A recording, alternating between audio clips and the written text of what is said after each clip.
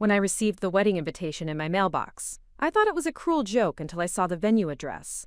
My ex-husband's new fiancé had copied every single detail from our wedding 5 years earlier, down to the exact flowers and menu choices. But when I discovered she had ordered the identical designer dress I wore on my wedding day, I knew I had to take action that would leave everyone speechless. Before we jump back in, tell us where you're tuning in from, and if this story touches you, make sure you're subscribed, because tomorrow, I've saved something extra special for you. My name is Elena Rodriguez, and until 3 months ago, I believed I had successfully moved past the painful chapter of my divorce from David Thornton. After 5 years of rebuilding my life as a financial consultant in downtown Seattle, I had finally reached a place of genuine contentment.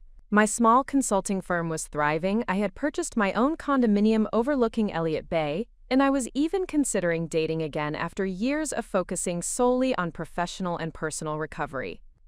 The morning that changed everything started like any other Tuesday in September.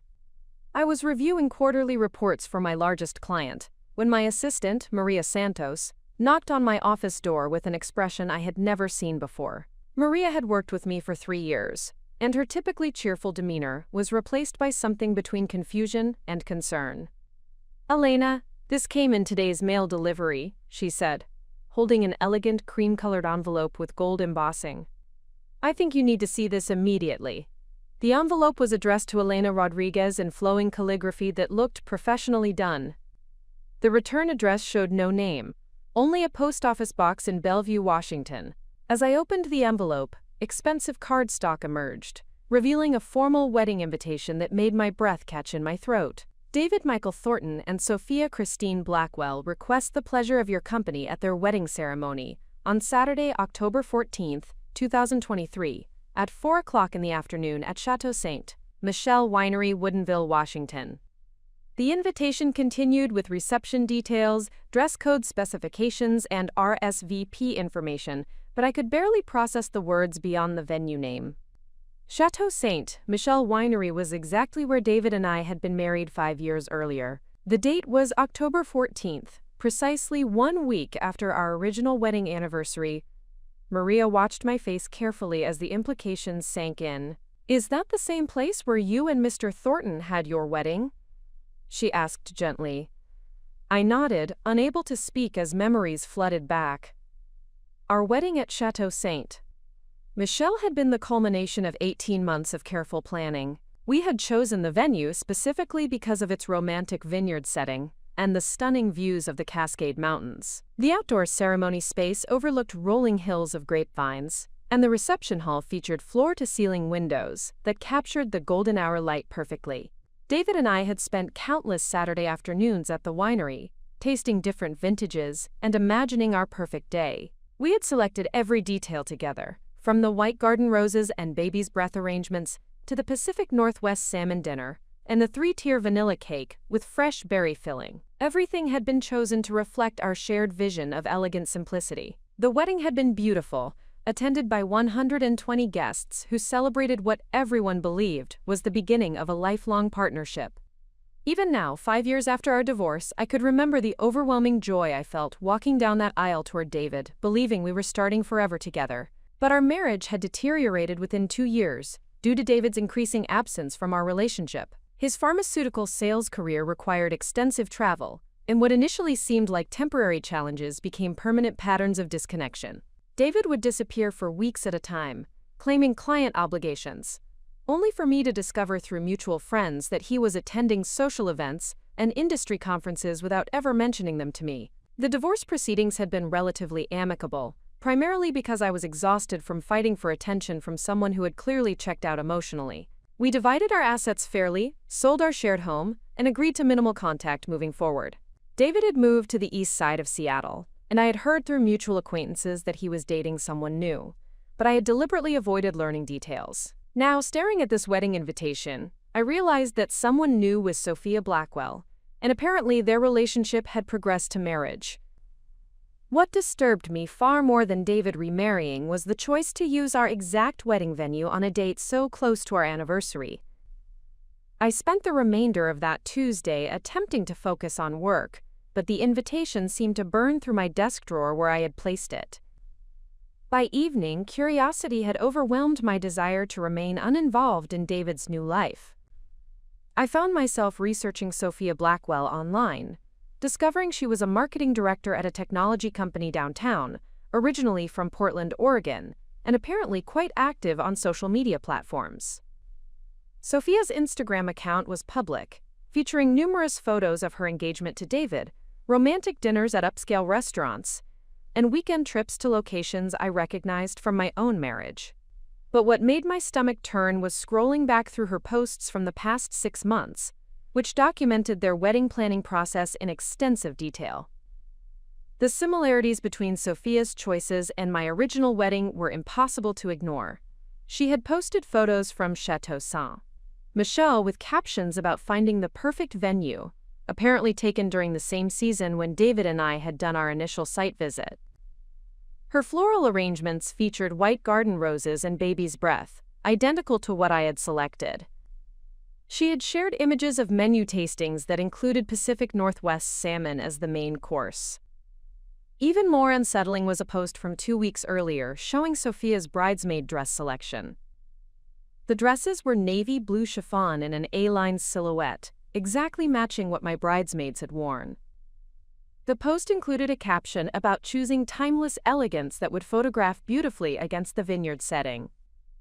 I closed my laptop and poured myself a glass of wine, trying to process what felt like an elaborate recreation of my own wedding. The logical part of my mind suggested these could be coincidences.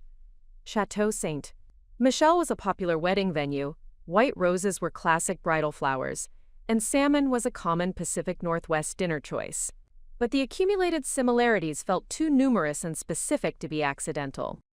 The following morning, I found myself unable to concentrate during client meetings. Every conversation felt distant and unimportant compared to the growing certainty that Sophia was deliberately copying elements from my wedding. During my lunch break, I made a decision that would have seemed unthinkable just days earlier. I called Chateau Saint Michel directly. "Good afternoon, this is Jennifer at Chateau Saint Michel Events Department." The familiar voice answered. Jennifer Walsh had been our wedding coordinator 5 years earlier, and I recognized her warm, professional tone immediately. "Hello, Jennifer, this is Elena Rodriguez. You coordinated my wedding to David Thornton in October 2018, I said, hoping she would remember me among the hundreds of weddings she had managed. "Elena, of course I remember you. Your wedding was absolutely beautiful. How are you doing?" Jennifer's enthusiasm seemed genuine, apparently unaware of our divorce. "I'm doing well, thank you. I'm calling because I received an invitation to David's upcoming wedding in October, and I noticed it's being held at your venue again. I wanted to ask about some of the planning details," I said carefully. There was a brief pause before Jennifer responded. "Oh my, I didn't realize you and David had divorced. I'm so sorry to bring up awkward memories. Yes, we are hosting David's wedding to Sophia next month. It's been quite interesting working with them, actually." "Interesting how?" I asked, sensing Jennifer had more to share. "Well, Sophia came to our initial consultation with very specific requests. She had detailed notes about floral arrangements, menu selections, and ceremony setup that were remarkably similar to your wedding. When I mentioned that some of her choices were identical to a previous wedding we had hosted, she seemed pleased rather than concerned about originality. My suspicions were being confirmed by someone who had witnessed both planning processes. Did she mention having seen our wedding somehow? Not directly, but she did ask several times about accessing photos from previous events for inspiration. She seemed particularly interested in weddings from 2018. We don't typically share client photos without permission, but she was quite persistent. The conversation with Jennifer lasted another 10 minutes, during which she revealed additional details that painted a clear picture of intentional replication. Sophia had requested the exact ceremony setup we had used, including the specific arch placement and aisle decoration. She had asked about the same bridal suite for getting ready, and had even inquired about the timeline we had followed for photos and reception events. Most disturbing was Jennifer's revelation that Sophia had asked specifically about my wedding dress. She had described wanting something that would complement the vineyard setting perfectly, and had asked if Jennifer remembered details about previous bridal gown choices that had photographed well at the venue. I told her that one bride in particular had worn a stunning dress that looked like it was made for our setting, Jennifer admitted. I may have mentioned that it was a classic ball gown silhouette with intricate beadwork. I hope that wasn't inappropriate. My wedding dress had been custom designed by Madeline Forrester, a local designer known for creating one-of-a-kind gowns for discerning brides. The dress featured a fitted bodice with hand-sewn crystal beading that caught the light beautifully, flowing into a full tulle skirt that created a fairy tale silhouette. Madeline had worked with me for 4 months to create something unique that reflected my personal style while being appropriate for an outdoor vineyard ceremony. The dress had cost $8,000, representing a significant investment that had been worth every penny when I saw the final result. The beadwork was intricate and time-consuming, featuring a pattern that Madeline had designed specifically for me. The tulle skirt had multiple layers that created volume without being overwhelming, and the overall effect was both romantic and sophisticated. Preparing and narrating this story took us a lot of time, so if you are enjoying it, subscribe to our channel. It means a lot to us. Now back to the story. After my divorce, the dress had been preserved and stored in my closet, wrapped in acid-free tissue paper, and kept in a climate-controlled garment bag. I had considered selling it several times but could never bring myself to part with something so beautiful, even though I would never wear it again. Now, with growing dread, I wondered if Sophia had somehow obtained information about my specific dress design. The possibility that she might be planning to wear something similar or even identical felt like the final violation of my original wedding memories. That evening, I made another decision that surprised me with its boldness. I contacted Madeline Forrester's design studio to inquire about recent commissions. Madeline had become quite successful in the 5 years since creating my dress, and her studio now employed several assistants to help with the increased demand for her work. "Elena, how wonderful to hear from you." Madeline's voice was as warm and creative as I remembered. "I hope you're doing well. Is there something I can help you with?" "I'm calling about something rather unusual," I began, then explained the situation with David's upcoming wedding, and my suspicions about Sophia copying our original celebration. Madeline listened carefully before responding with obvious concern. "Elena, this is quite troubling. I need to tell you that I did receive an inquiry several months ago from someone who described wanting a dress very similar to yours. She provided detailed photos and descriptions that were remarkably specific." My heart sank as Madeline continued. "The woman claimed to be a friend of yours who had admired your dress and hoped to create something inspired by it for her own wedding. She said you had recommended my work and suggested she contact me directly. Did you create a dress for her?" I asked, dreading the answer. "I declined the commission," Madeline said firmly. Something felt wrong about the request. She was asking for an exact replica, rather than something inspired by your design. When I explained that I don't duplicate previous work, she became quite insistent and offered to pay significantly more than my usual fee. Relief flooded through me until Madeline added, "However, she may have found another designer willing to recreate the design. She had professional photographs of your dress from multiple angles, which would give any competent designer enough information to reproduce it fairly accurately." The photographs Madeline mentioned could only have come from our wedding album. David had received copies of all the professional images, and apparently he had shared them with Sophia for the explicit purpose of replicating my dress design. The violation felt complete and deeply personal.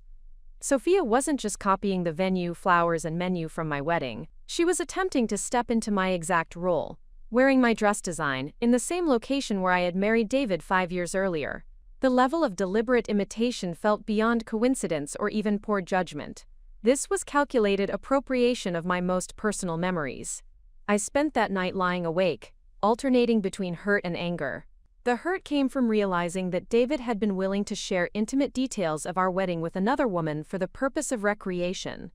The anger stemmed from Sophia's apparent belief that she could simply take elements from my life and use them to create her own perfect day. By morning, hurt had transformed into determination. If Sophia wanted to play this game of imitation, I would ensure she understood exactly whose memories she was attempting to steal.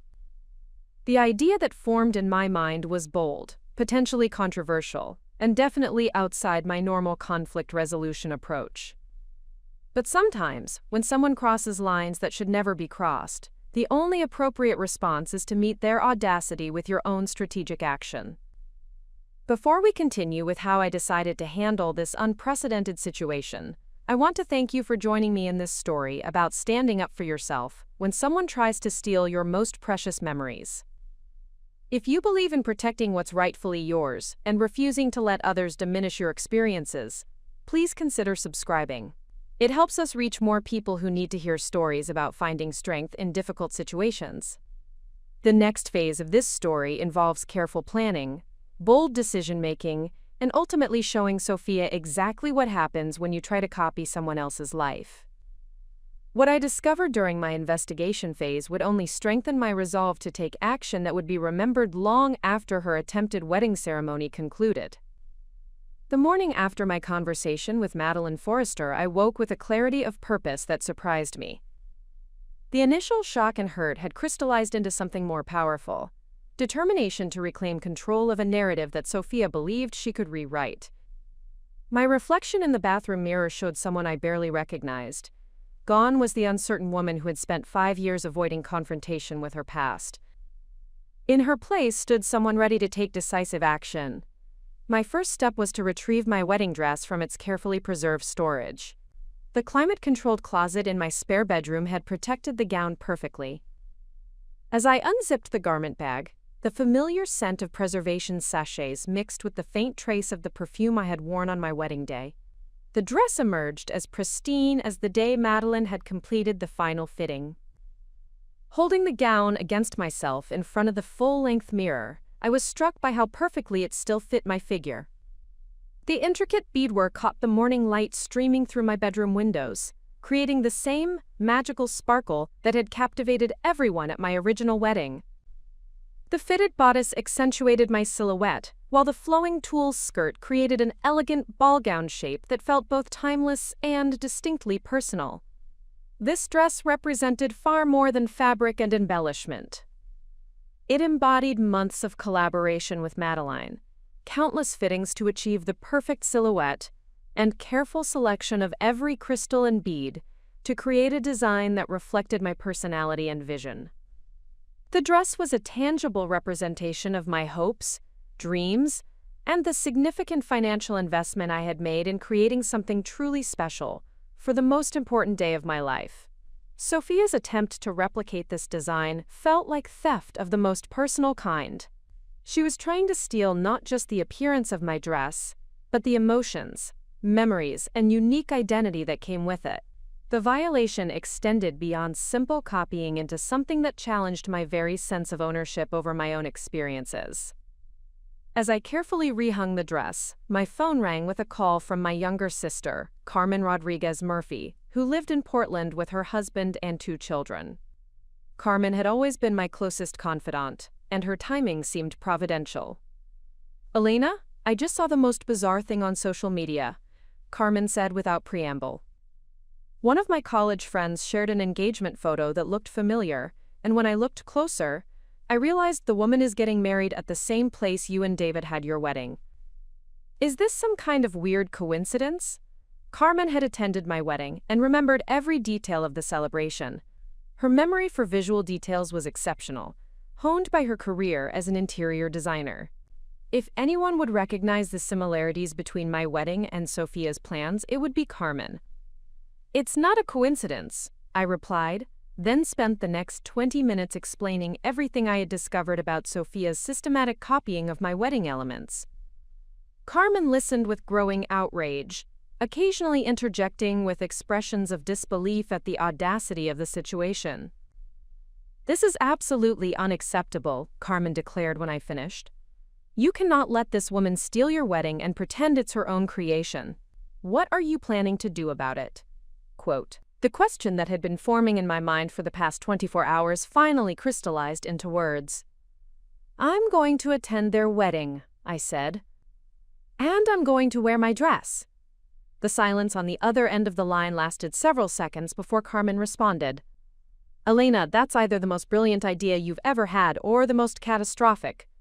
Possibly both." Carmen's reaction mirrored my own internal debate. The plan was undeniably bold, potentially controversial, and certainly outside the boundaries of conventional wedding etiquette. But conventional etiquette assumed that brides would create their own unique celebrations, rather than appropriating someone else's carefully planned memories. Think about it logically, I continued, my voice gaining strength as I articulated the reasoning. Sophia has copied every element of my wedding except the bride herself. She's wearing my dress design, in my venue, with my flowers, eating my menu, probably following my timeline. The only thing missing from her recreation is me. So I'll simply complete the picture for her.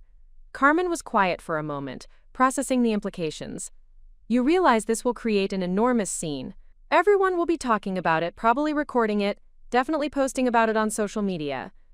Are you prepared for that level of attention? The prospect of public attention had concerned me initially, but I had reached a different perspective overnight. Carmen, I've spent 5 years being the quiet, dignified ex-wife who disappeared gracefully after my marriage ended. I've been polite, private, and completely non-confrontational. Where has that gotten me? Someone feels comfortable enough to steal my most precious memories because they assume I'll continue being quiet and polite. My sister understood the deeper principle at stake. This wasn't about creating drama or seeking revenge. This was about establishing boundaries and refusing to allow someone to diminish the significance of my experiences. Sophia's actions suggested a fundamental disrespect for my identity and history. Allowing her to proceed without challenge would essentially validate her belief that my memories were available for appropriation. What kind of reaction are you expecting from David? Carmen asked. David's potential response was something I had considered extensively. Our relationship had ended without dramatic confrontation, primarily because I had chosen to avoid conflict rather than fight for his attention. In many ways, my current situation represented the confrontation we had never had during our marriage or divorce. David enabled this situation by sharing our wedding details with Sophia, I replied. He either actively participated in planning this recreation, or he was too weak to stop it when he realized what was happening. Either way, he bears responsibility for this violation. Carmen's support proved instrumental in developing the practical aspects of my plan. As an interior designer, she understood the importance of visual impact and strategic presentation. She immediately grasped that my appearance at the wedding needed to be flawlessly executed to achieve maximum effect. If you're going to do this, you need to do it perfectly, Carmen advised. Your dress needs to be impeccable, your hair and makeup need to be flawless, and your timing needs to be strategic. You can't look like you're desperate or unhinged. You need to look like you belong there, because in a very real sense you do. Carmen offered to fly to Seattle the weekend before the wedding to help with preparation. Her expertise in styling and presentation would ensure that every detail of my appearance conveyed confidence and dignity rather than desperation or revenge. The distinction was crucial for maintaining the moral high ground in what would inevitably become a highly scrutinized situation. The week following my conversation with Carmen was spent in careful preparation that felt remarkably similar to planning my original wedding. I scheduled appointments for hair and makeup trials, ensuring that my appearance would be polished and photographer-ready. I selected understated jewelry that would complement the dress without competing with its intricate beadwork. I even practiced walking in the gown to ensure my movements would appear natural and confident. Most importantly, I spent considerable time developing my mental and emotional preparation for the confrontation ahead. This wasn't about creating chaos or seeking attention. This was about reclaiming ownership of my own narrative and demonstrating that some boundaries should never be crossed. My research into Sophia's background had revealed additional details that strengthened my resolve. Through professional networking platforms, I discovered that Sophia worked in marketing for a technology company that specialized in brand development and market positioning. Her entire career was built on understanding how to appropriate successful elements from competitors and repurpose them for her own clients' benefit. Sophia's professional expertise made her copying of my wedding even more calculated and deliberate. This wasn't the result of poor judgment or innocent inspiration. This was someone with extensive experience in strategic appropriation, applying those skills to her personal life. She understood exactly what she was doing and had chosen to proceed anyway. The irony was profound. Sophia's career involved helping companies protect their intellectual property and unique market positioning from competitors who might try to copy their successful strategies. Yet she felt entitled to appropriate the most personal and creative work of my life for her own benefit. My investigation also revealed that Sophia had a pattern of borrowing heavily from others in her personal life. Her social media history showed a progression of interests and styles that seemed to shift dramatically whenever she entered new social circles. Her home decorating style, vacation destinations, and even her fashion choices appeared to mirror those of friends and colleagues rather than reflecting consistent personal preferences. David had apparently become involved with someone whose entire identity was built on adopting elements from other people's lives. The realization helped explain how their relationship had progressed so quickly to marriage. Sophia excelled at becoming whatever her romantic partner wanted her to be, rather than offering an authentic personality of her own. This pattern made her copying of my wedding even more disturbing. She wasn't just appropriating my creative choices. She was attempting to step into my entire identity as David's wife. The wedding recreation was her method of literally becoming me in David's life, complete with the same setting, details, and even dress design that had defined my relationship with him. Understanding Sophia's psychological approach to relationships strengthened my conviction that direct confrontation was necessary. Someone who built their identity on appropriating others' lives would only respond to clear, unmistakable boundaries. Polite requests or private conversations would be ineffective against someone whose entire modus operandi involved taking what belonged to others. The weekend before the wedding, Carmen arrived in Seattle with a positive energy that reminded me why she had always been my closest ally. She immediately set about organizing every aspect of my preparation with the efficiency of someone accustomed to managing complex design projects under tight deadlines. "Elena, this is going to be legendary," Carmen declared as she unpacked professional-grade hairstyling equipment in my bathroom. 20 years from now, people will still be talking about the day you showed up to your own wedding, because that's essentially what this is, isn't it? Sophia created a replica of your wedding, so you're simply attending your own event. Carmen's perspective reframed the entire situation in terms that felt empowering rather than confrontational. I wasn't crashing someone else's wedding. I was reclaiming my own carefully planned celebration that had been appropriated without permission. The distinction was subtle, but psychologically significant. Saturday morning dawned clear and beautiful, with the kind of perfect October weather that made Seattle's reputation for constant rain seem completely unfounded. The temperature was ideal for an outdoor wedding ceremony, and the forecast promised golden afternoon light that would make any photographs stunning.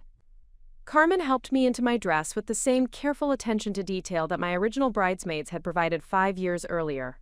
Every hook was fastened perfectly, every seam lay smoothly, and every crystal caught the light exactly as intended. The final result was flawless. My reflection in the mirror showed a woman who looked like she was preparing for her own wedding day. The dress fit as though it had been designed yesterday rather than 5 years ago. My hair fell in soft waves that complemented the romantic style of the gown, and my makeup was elegant and timeless. I looked like a bride who belonged at a sophisticated vineyard wedding. "You look absolutely magnificent," Carmen said, adjusting the final details of my appearance. Sophia is going to understand exactly whose wedding she attempted to steal. The drive to Chateau Saint. Michelle felt surreal. Carmen accompanied me for moral support, dressed in an elegant navy dress that would allow her to blend seamlessly among the wedding guests. We had timed our arrival to coincide with the cocktail hour preceding the ceremony, ensuring that we would have an audience of assembled guests when I made my entrance. As we pulled into the familiar parking area of the winery, memories of my own wedding day flooded back. The same stunning views of the vineyard stretched toward the Cascade Mountains. The same elegant stone buildings housed the reception facilities. Even the landscaping appeared unchanged from 5 years earlier. "Are you ready for this?" Carmen asked as we sat in the car, watching well-dressed guests walking toward the ceremony area. The question required only a moment's consideration. I had spent the week preparing mentally and emotionally for this confrontation. I understood the potential consequences, and had accepted responsibility for whatever reactions my appearance might provoke. Most importantly, I had reached a place of genuine peace with my decision. "I've never been more ready for anything in my life," I replied. We stepped out of the car and began walking toward the ceremony site, my train flowing behind me across the manicured grass. Other guests turned to look as we approached, their expressions ranging from confusion to recognition to dawning understanding of what they were witnessing. The moment of truth was about to arrive. Sophia would soon discover that some violations have consequences, and some boundaries should never be crossed.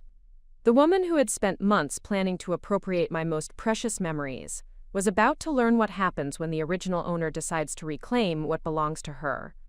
The cocktail reception area at Chateau Saint Michel buzzed with the familiar energy of a wedding celebration in progress. Guests mingled among the vineyard rows, champagne glasses catching the afternoon sunlight as conversations flowed around tables draped in crisp, white linens. The scene was exactly as I remembered from my own wedding, down to the placement of the bar stations and the arrangement of cocktail tables overlooking the valley. Carmen and I approached the reception area with measured steps, my train flowing elegantly behind me across the manicured grass. The first guests to notice our arrival were a couple standing near the entrance, their animated conversations stopping mid-sentence as they registered my appearance. The woman's eyes widened as she took in my dress, then moved to my face with dawning recognition. "Is that Elena Rodriguez?" she whispered to her companion, apparently unaware that her voice carried clearly in the outdoor setting. Within moments, a ripple of awareness spread through the cocktail reception like a stone dropped into still water. Conversations halted as guests turned to observe my entrance, their expressions shifting from casual curiosity to stunned recognition. Many of these people had attended my original wedding to David 5 years earlier, and they clearly remembered the dress that had been the centerpiece of that celebration. Jennifer Walsh, the venue coordinator, appeared at my side with the professional composure that had made her so effective during my wedding planning. Her face showed a mixture of admiration and concern as she processed the situation unfolding before her. "Elena, you look absolutely stunning," Jennifer said quietly. "I must say this is certainly an unprecedented situation in my 20 years of coordinating weddings at this venue." Her diplomatic response acknowledged both the beauty of my appearance and the complexity of my presence, without taking sides in what was clearly becoming a charged situation. Jennifer understood that her role required maintaining neutrality while ensuring the safety and comfort of all parties involved. "Thank you, Jennifer. I assume the ceremony is proceeding on schedule?" I replied, maintaining the same composed tone I would use for any normal wedding conversation. "Yes. The bridal party is completing their final preparations in the main building. The processional should begin in approximately 15 minutes. Jennifer paused before adding, "Elena, I want you to know that I had no idea the dress situation would develop as it has. If I had understood the full scope of the similarities, I would have addressed it during the planning process." Jennifer's comment confirmed what I had suspected about the extent of Sophia's copying. Even the professional venue coordinator, who had witnessed hundreds of weddings, found the level of replication remarkable enough to warrant concern. Carmen positioned herself strategically near the ceremony seating area, providing both moral support and ensuring she would have an optimal view of the proceedings. Her presence gave me additional confidence, knowing that someone who understood my motivations completely was witness to whatever unfolded next. The guests continued to observe my presence with fascination, their conversations now focused entirely on the implications of my attendance. I could hear fragments of discussion as people attempted to process the unprecedented situation of an ex-wife appearing at her former husband's wedding wearing the exact dress from their original ceremony. "She looks exactly like she did at her own wedding," one woman commented to her table mates. "That dress is absolutely gorgeous, but this is such an awkward situation." "David must be mortified," another guest replied. "How do you even handle something like this? And what is Sophia going to think when she sees Elena wearing that dress?" The speculation among the guests revealed that most people present understood the significance of my appearance. They recognized that this was not a coincidence or a fashion mistake, but a deliberate statement about the appropriation that had taken place during Sophia's wedding planning. At precisely 4 o'clock, the string quartet positioned near the ceremony altar began playing the prelude music that would signal the beginning of the processional. Guests moved from the cocktail area toward the rows of white chairs arranged in a semicircle facing the vineyard vista. The ceremony setup was identical to my original wedding, including the placement of the floral arch and the positioning of the aisle runner. I took my seat in the back row, choosing a position that would provide clear visibility of the proceedings, while avoiding unnecessary disruption during the ceremony itself. My goal was not to create chaos during the actual vows, but to ensure that my presence was unmistakably noted by the bride, groom, and assembled guests. The processional began with the familiar strains of Pachelbel's canon, the same musical selection David and I had chosen for my entrance 5 years earlier. The bridesmaids appeared first, walking down the aisle in navy blue chiffon dresses that were identical to those worn by my original bridal party. Each woman carried a bouquet of white garden roses and baby's breath, completing the recreation of my wedding's visual elements.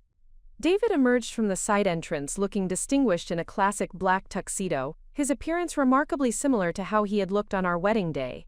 His face showed the expected nervousness of any groom, but I noticed his eyes scanning the assembled guests with what appeared to be growing anxiety. When his gaze reached my location, his expression shifted from nervousness to shock, then to something approaching panic. The moment David saw me, his composure visibly cracked. His face went pale, and he gripped the altar railing for support, as if he needed physical stability to process what he was witnessing. The realization that his ex-wife was attending his wedding wearing her original dress clearly exceeded any scenario he had imagined or prepared for emotionally. Pastor Michael Harrison, the same officiant who had performed our original ceremony, took his position at the altar with the serene confidence of someone who had presided over countless weddings. He appeared unaware of the tension building among the guests as they anticipated Sophia's entrance and her reaction to discovering my presence. The bridal march began, and Sophia appeared at the back of the aisle accompanied by her father. Even from my position in the rear seating, I could see that her dress was indeed a close replica of my original design.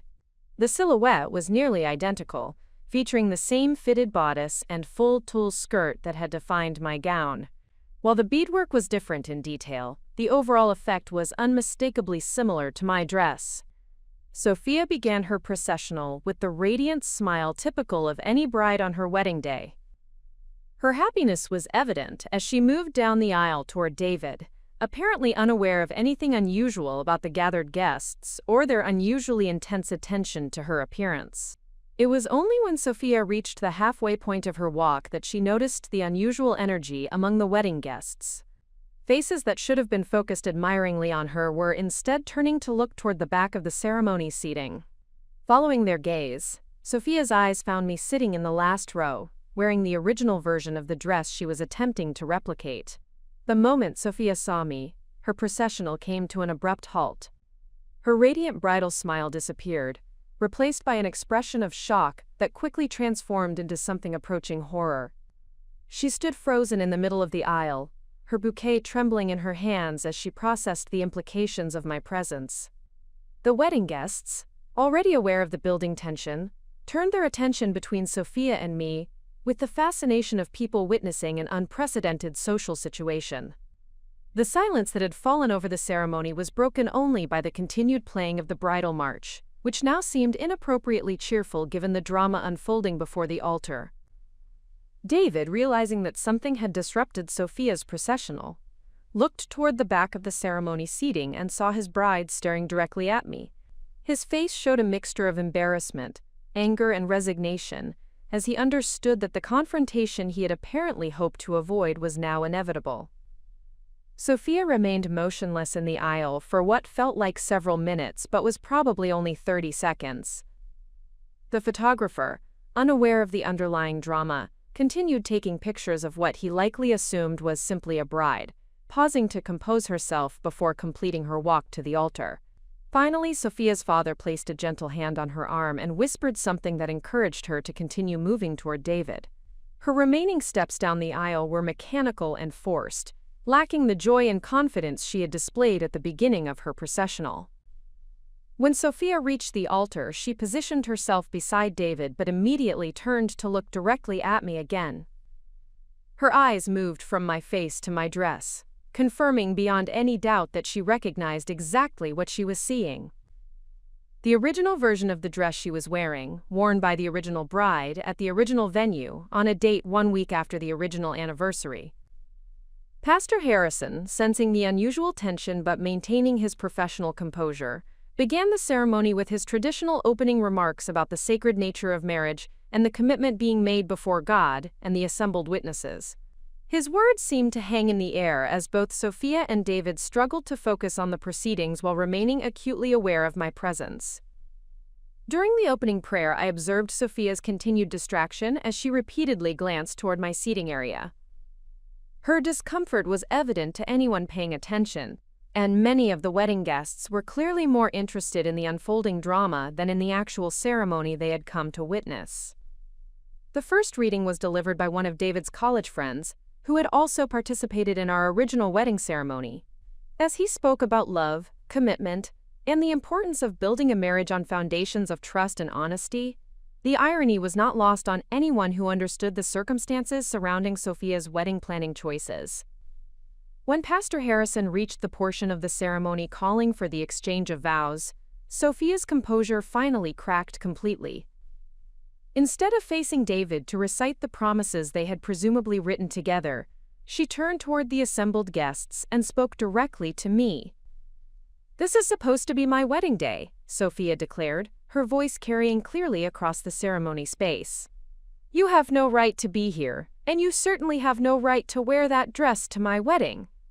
The accusation hung in the air as guests shifted uncomfortably in their seats, clearly uncertain about how to respond to such an unprecedented breach of wedding etiquette.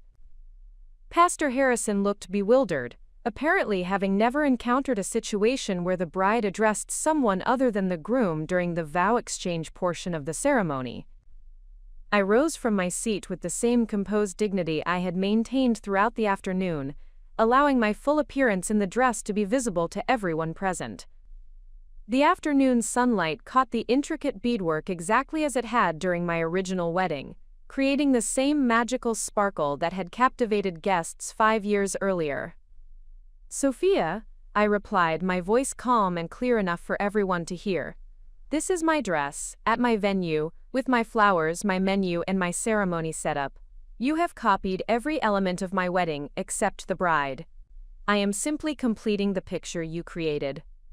The directness of my response appeared to surprise Sophia, who had perhaps expected me to be embarrassed or defensive about my presence. Instead, my calm acknowledgement of the situation placed the focus squarely on her choices rather than my response to them. David finally found his voice and attempted to intervene. "Elena, please don't do this. Today is supposed to be about Sophia and me starting our new life together."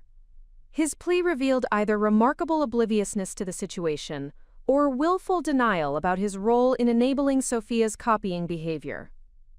The idea that I was somehow disrupting their new beginning ignored the fact that their beginning was built on appropriating the most significant day of my previous relationship with him.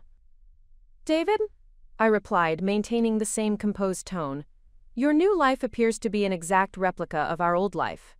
I am wearing my original dress to my original venue on the anniversary week of my original wedding. If you wanted to start fresh, you should have chosen fresh elements rather than copying everything we created together." Quote, my response articulated the core issue in terms that made Sophia's behavior impossible to defend or minimize. She had not simply drawn inspiration from our wedding. She had systematically recreated it in detail, then expected to proceed without acknowledgement or consequence. The confrontation that followed would reveal exactly how far Sophia was willing to go to defend her appropriation of my wedding, and how prepared I was to protect the memories and creative work she had attempted to steal. The silence that followed my direct response to David stretched across the ceremony space like a taut wire ready to snap. 120 wedding guests sat frozen in their seats, witnessing an unprecedented confrontation that had transformed what should have been a celebration into something resembling a courtroom drama.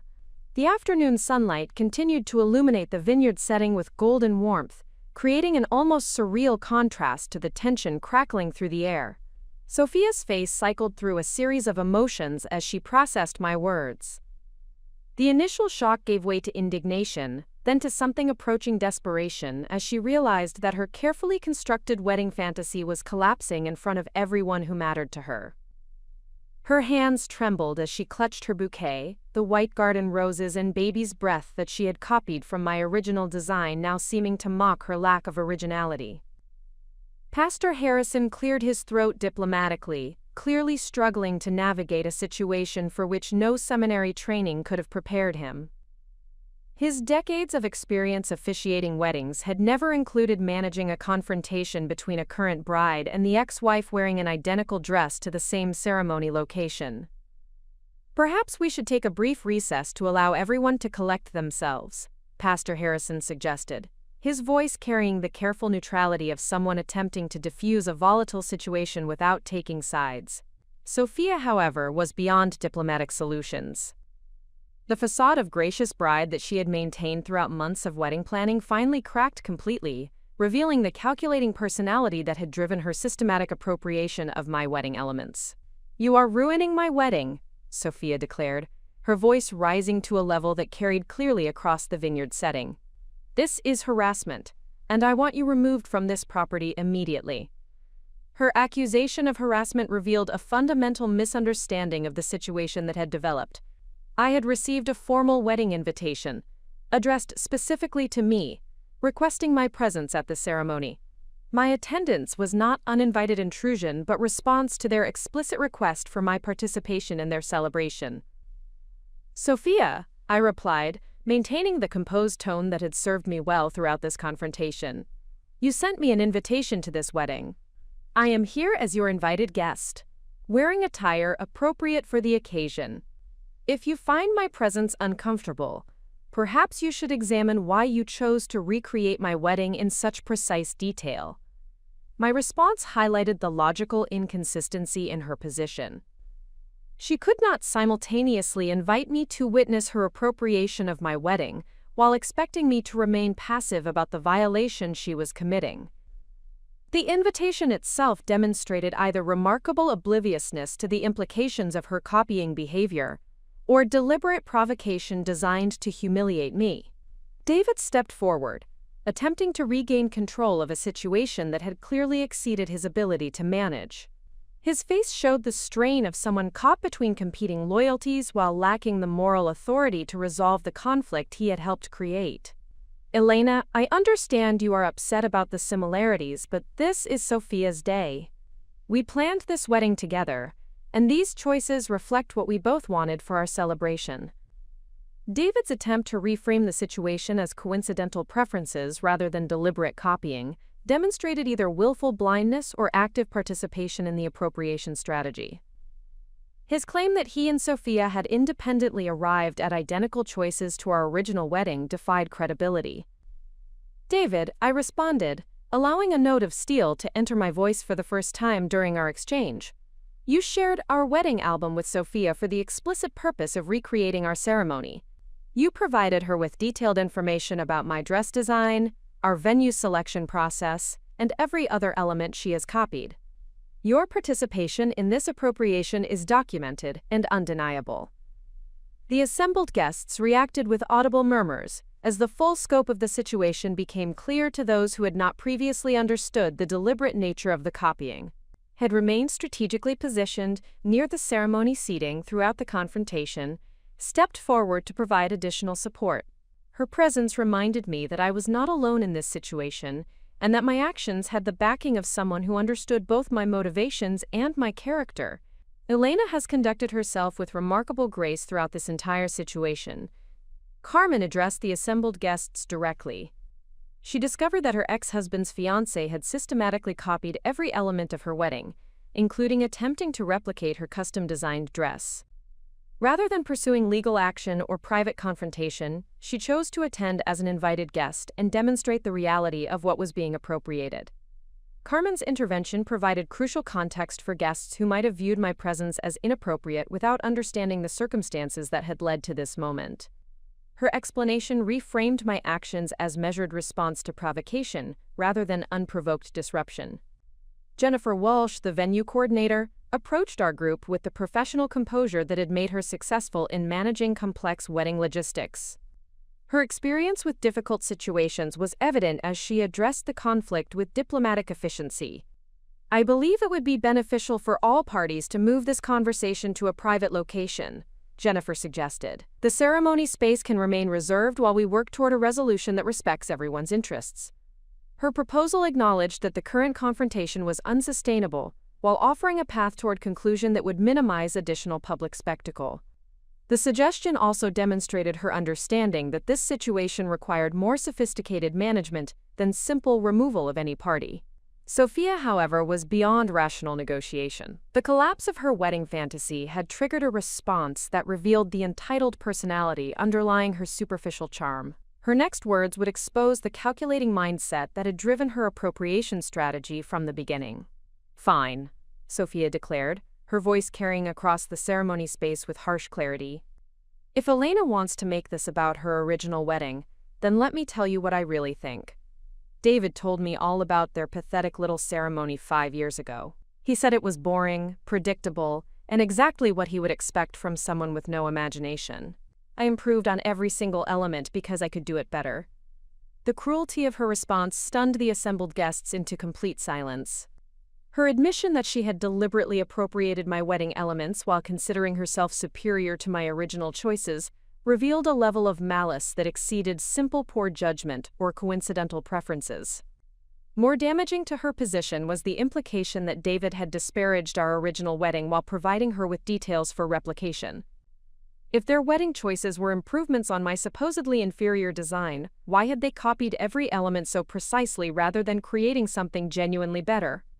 David's face showed horror as he realized that Sophia's response had destroyed any possibility of maintaining dignity in this situation. Her words had exposed both her calculating appropriation strategy and his betrayal of our original wedding memories through his disparaging comments to his new fiancée. "Sophia, that's not what I said."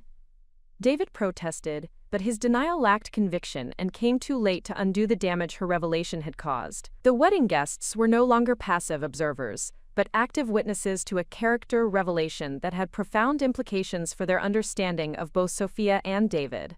Many faces showed expressions of disgust and disappointment as they processed the cruelty underlying what they had assumed was simply poor planning judgment. I felt a profound sense of clarity as Sophia's true nature was revealed to everyone present.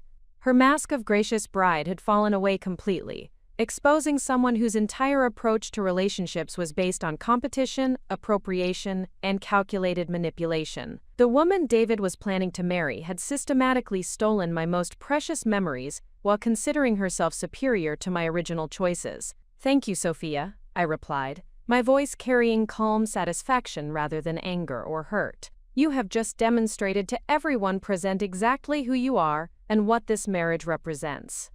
Many faces showed expressions of shock and disapproval as they realized that David had actively facilitated his new fiancé's theft of his ex-wife's wedding design. Carmen, who David chose someone who steals other women's creative work while believing herself superior to her victims. I could not have asked for a more perfect illustration of what I escaped when our marriage ended. My response reframed the entire situation in terms that revealed the true victory of the day. I had not come to destroy Sophia's wedding. I had come to reveal the character of someone who would steal another woman's most personal creative work. Her own words had accomplished that revelation more effectively than any action I could have taken. Carmen stepped forward again, recognizing that the confrontation had reached its natural conclusion. "Elena, I think you have made your point beautifully. Perhaps it is time for us to leave these people to their celebration of appropriation and poor character." Her suggestion provided the perfect exit strategy, while delivering a final assessment that would resonate with the assembled guests long after we departed. The characterization of their ceremony as a celebration of appropriation captured exactly what their wedding had become in light of Sophia's revelations. As Carmen and I prepared to leave, something remarkable happened among the wedding guests. Several people rose from their seats and began walking toward the parking area, clearly indicating that they no longer wished to participate in celebrating a union built on theft and deception. Others remained seated but had expressions that suggested their presence was now obligation rather than joy. Jennifer Walsh approached me as we walked toward the parking area, her face showing a mixture of professional admiration and personal sympathy. "Elena, I want you to know that your conduct today has been exemplary. You handled an impossible situation with more grace than I have ever witnessed in 20 years of wedding coordination." Her professional assessment provided valuable validation that my approach had been appropriate and effective. Someone with extensive experience managing difficult wedding situations recognized that I had chosen the most dignified path available for addressing an unprecedented violation. Thank you, Jennifer. I hope this experience will help you identify similar situations in the future and address them before they reach this point, I replied. As Carmen and I drove away from Chateau Saint Michel, I felt a profound sense of completion, rather than the satisfaction of revenge. The confrontation had not been about punishment or humiliation. It had been about reclaiming ownership of my own narrative and demonstrating that some boundaries should never be crossed. The following weeks brought unexpected developments that validated the importance of my decision to confront the situation directly. Several guests who had witnessed the confrontation reached out to express their support and share their own observations about Sophia's behavior during the wedding planning process. Maria Santos, my assistant, reported receiving multiple phone calls from people who had been present at the wedding and wanted to share their reactions to what they had witnessed. Many callers expressed admiration for my composure and dignity throughout the confrontation, while others shared their shock at Sophia's cruel revelations about her motivations. More significantly, I learned through mutual acquaintances that the marriage itself had not proceeded as planned. The ceremony had technically concluded after our departure, but the reception had been notably subdued, as guests struggled to celebrate a union that had been revealed as fundamentally dishonest. Within 6 weeks of their wedding, rumors began circulating that David and Sophia's marriage was experiencing serious difficulties. The confrontation at their ceremony had apparently forced them to examine the foundation of their relationship, which proved to be as unstable as their wedding planning choices had suggested. 3 months later, Carmen called with news that David had filed for divorce from Sophia, citing irreconcilable differences and fundamental incompatibility. The marriage that had been built on appropriating my memories had collapsed when forced to create its own authentic foundation. The news of their divorce brought no satisfaction or vindication, only a sense of profound sadness for the waste of time, energy, and emotion that their entire relationship represented. David had traded a genuine partnership for a relationship with someone whose entire identity was built on taking what belonged to others. The experience transformed my understanding of personal boundaries and the importance of protecting one's most precious memories from those who would diminish or appropriate them. I had learned that sometimes the most powerful response to violation is not anger or retaliation, but the dignified assertion of truth in a public forum where character can be revealed and judged by others. My decision to attend their wedding wearing my original dress had been vindicated, not through the destruction of their celebration, but through the revelation of their true characters to everyone who mattered in their social circle. The confrontation had provided them with an opportunity to demonstrate grace under pressure, and they had failed that test completely. 6 months after their wedding, I received an unexpected phone call from David, who wanted to apologize for his role in the appropriation of our wedding memories. His voice carried genuine remorse, as he acknowledged that sharing our wedding details with Sophia had been a profound betrayal of our shared history. "Elena, I realize now that what Sophia and I did was unforgivable," David said during our brief conversation. "You had every right to be angry, and you handled the situation with more class than either of us deserved. I am deeply sorry for my part in hurting you." His apology provided closure to a chapter of my life that had been reopened by their inappropriate choices. While I accepted his apology, I also made clear that the experience had demonstrated fundamental differences in our approaches to relationships and personal integrity that validated our original decision to divorce. The confrontation at Chateau Saint Michel became a defining moment in my personal development, marking the transition from someone who avoided conflict to someone willing to defend her most precious memories against those who would appropriate them. The experience taught me that dignity and strength often require the courage to stand up publicly for principles that matter, even when the personal cost seems overwhelming. Today, 2 years after that remarkable afternoon in the vineyard, I continue working as a financial consultant with renewed confidence in my ability to handle complex challenges with grace and strategic thinking. The skills I demonstrated during the wedding confrontation have served me well in professional situations requiring delicate navigation of competing interests and strong advocacy for client needs. Most importantly, the experience taught me that authentic strength comes not from avoiding difficult situations, but from meeting them with preparation, dignity, and unwavering commitment to protecting what matters most. Sometimes, the most powerful response to those who would diminish us is simply showing up as our authentic selves and allowing the truth to speak for itself. The wedding dress that sparked this entire confrontation now hangs in my closet as a reminder of both the beautiful memories it represents and the strength I discovered when those memories were threatened. It serves as evidence that some things are worth fighting for, and that the most effective battles are often won through the power of truth rather than the force of anger. 2 years after the confrontation at Chateau Saint-Michel, the ripple effects of that extraordinary afternoon continued to shape my life in ways I had never anticipated. The woman who had walked into that vineyard wearing her original wedding dress had emerged as someone fundamentally transformed by the experience of defending her most precious memories against those who would appropriate them without consequence. The immediate aftermath of the wedding confrontation had required careful navigation of the social and professional implications that followed such a public demonstration of personal boundaries. Word of the incident had spread throughout Seattle's interconnected professional networks, where David and I maintained numerous mutual contacts through our respective careers in pharmaceutical sales and financial consulting. Initial reactions had varied considerably based on individual perspectives regarding appropriate responses to personal violation. Some colleagues expressed concern that my actions had been too confrontational for a situation that might have been resolved through private communication. Others praised my courage in addressing a fundamental breach of respect that demanded direct response rather than diplomatic accommodation. The diversity of reactions taught me valuable lessons about the complexity of public opinion when personal conflicts intersect with professional reputations. I discovered that my approach to the situation revealed as much about the character and values of those responding as it did about my own decision-making process during challenging circumstances. Dr. Margaret Chen, a clinical psychologist who specialized in relationship dynamics and personal boundary development, reached out 3 months after the wedding incident to request a consultation regarding my experience. Dr. Chen was researching patterns of identity appropriation in competitive social environments, and believed my situation provided valuable insights into effective responses to psychological manipulation.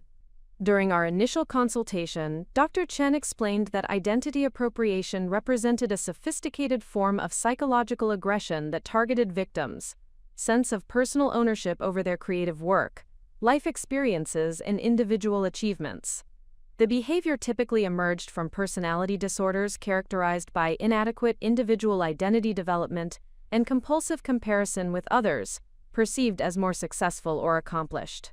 Elena, your response to this situation demonstrates remarkable psychological resilience and strategic thinking, Dr. Chen observed during our conversation. Most victims of identity appropriation experience self-doubt, second-guessing their perceptions, and difficulty determining appropriate responses to such subtle forms of aggression.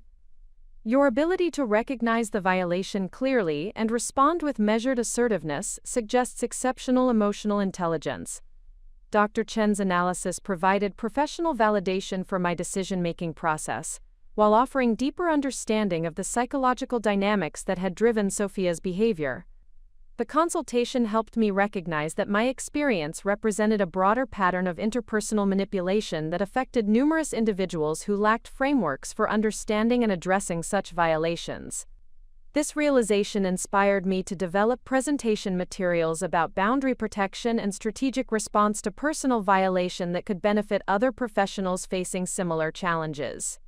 My background in financial consulting provided analytical skills that translated effectively to examining interpersonal dynamics and developing systematic approaches to conflict resolution. 6 months after the wedding incident, I received an invitation to speak at the Seattle Women's Professional Network regarding my experience with identity appropriation and effective boundary protection strategies. The organization had learned about my situation through members who had witnessed the confrontation or heard accounts from attendees.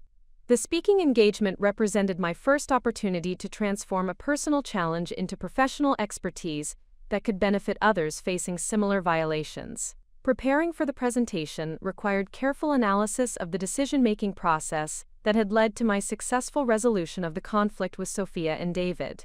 The presentation, titled Protecting Your Professional Identity: Strategic Responses to Appropriation and Manipulation, attracted an audience of 140 professional women representing diverse industries and career levels.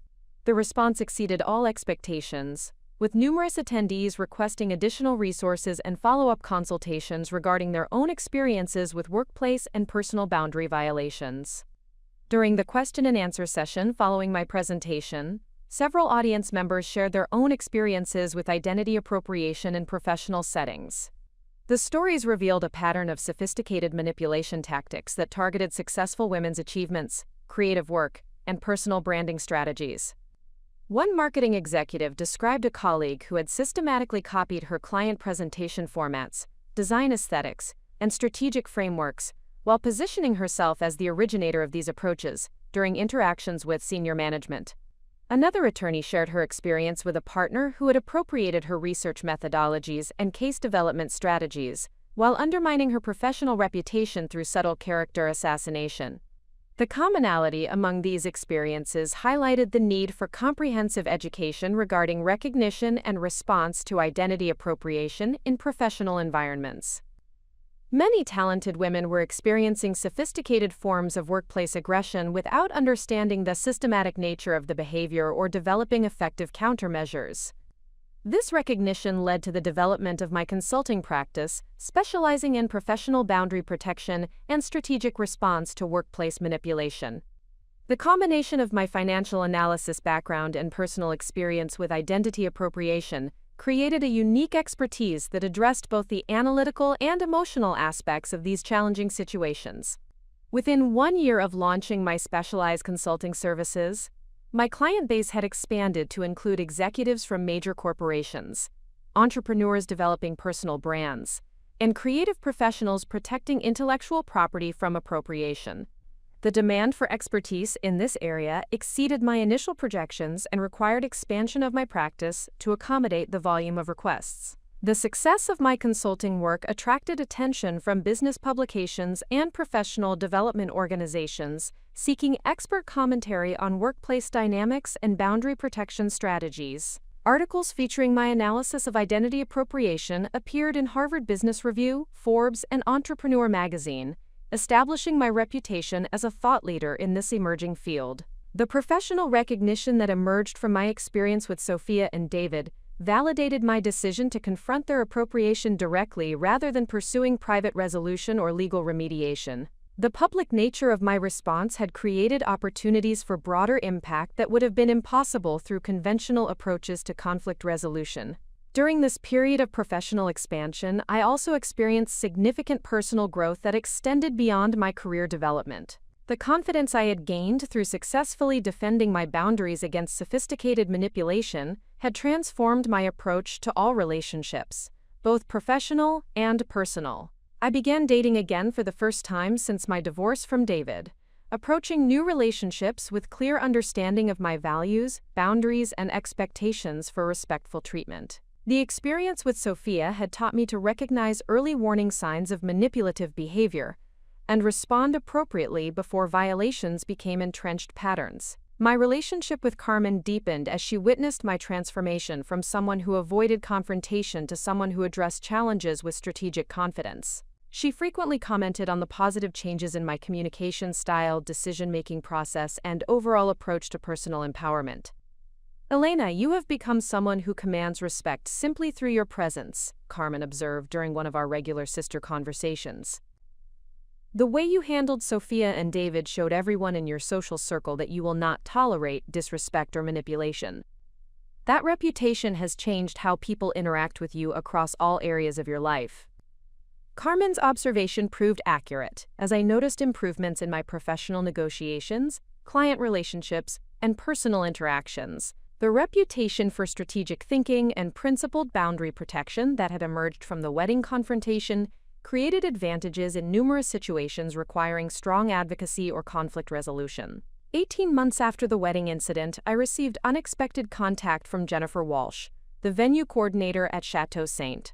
Michel, who requested a consultation regarding policy development for managing similar situations in the future. The wedding industry had begun recognizing identity appropriation as a significant concern requiring proactive prevention strategies. "Elena, your situation opened our eyes to dynamics we had never considered during wedding planning," Jennifer explained during our consultation. "We have since identified several other cases, where brides were systematically copying elements from previous weddings held at our venue. Your approach to addressing this violation has become our model for handling these situations professionally. Jennifer's request led to development of comprehensive guidelines for wedding venues, seeking to prevent identity appropriation while protecting the creative work and emotional investments of previous clients. The consulting work expanded to include other high-end venues throughout the Pacific Northwest region where similar concerns had emerged. The wedding industry consultation work provided additional validation that my experience represented a broader pattern requiring systematic attention rather than isolated incident management. The protocols I developed for venue coordinators emphasized early detection of copying behavior, diplomatic intervention during planning processes, and professional support for victims of appropriation.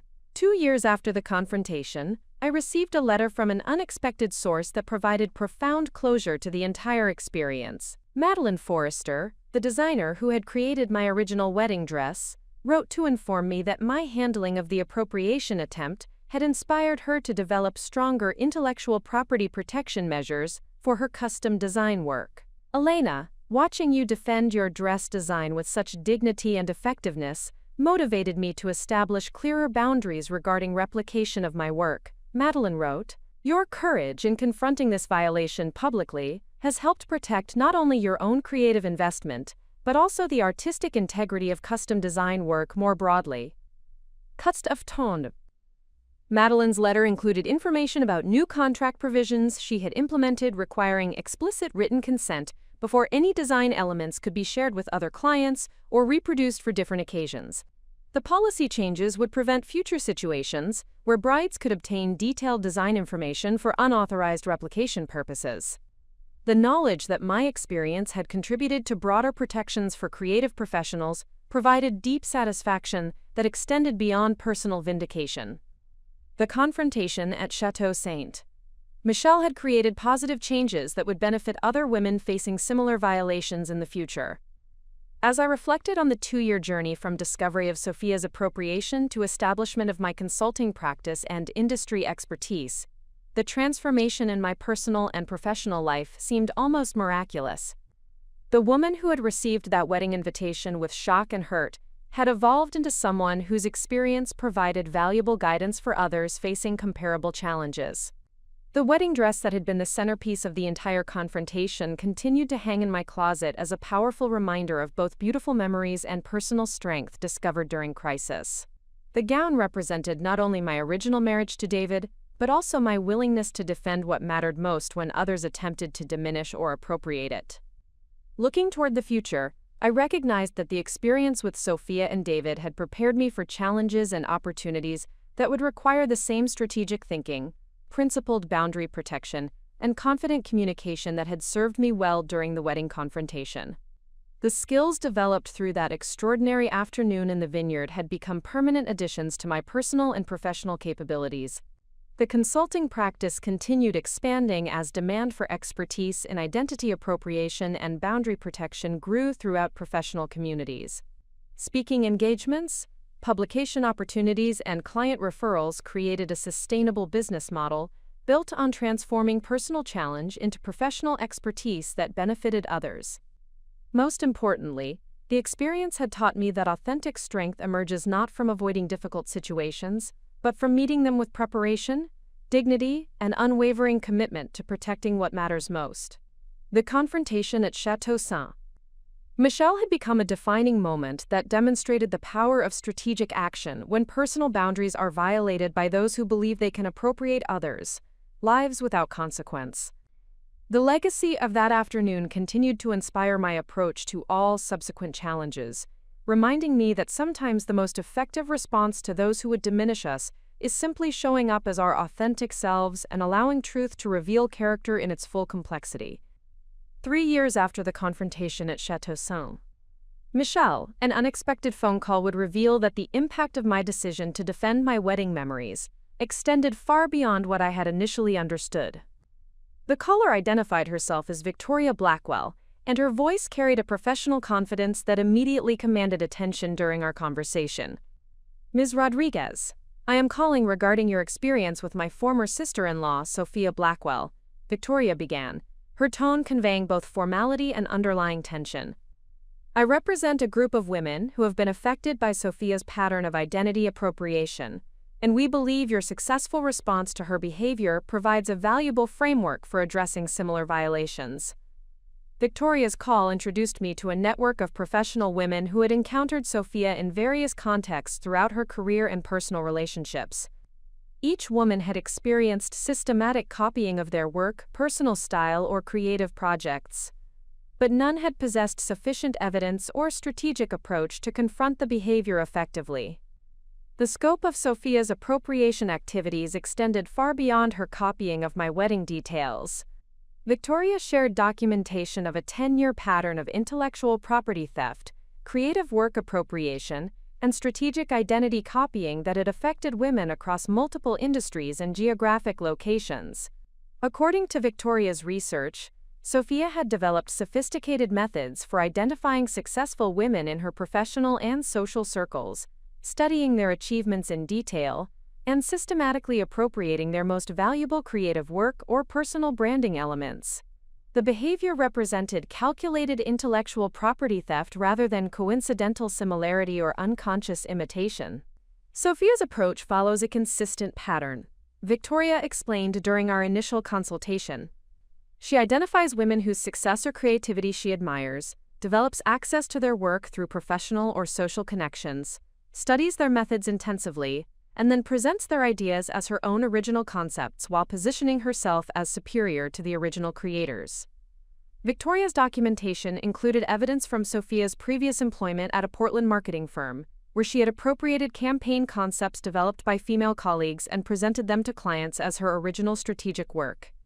The behavior had resulted in several women losing promotion opportunities and professional recognition that should have accompanied their creative contributions.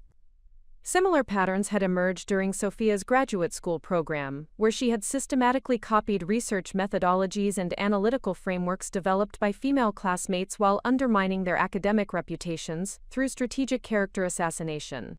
The combination of appropriation and reputation destruction had enabled Sophia to advance professionally while damaging the careers of her victims. Most disturbing was evidence that Sophia had applied these same tactics in personal relationships, systematically copying the interests, style choices, and social connections of women she perceived as threats or competitors. The wedding appropriation that had affected me represented the culmination of this pattern, rather than an isolated incident of poor judgment.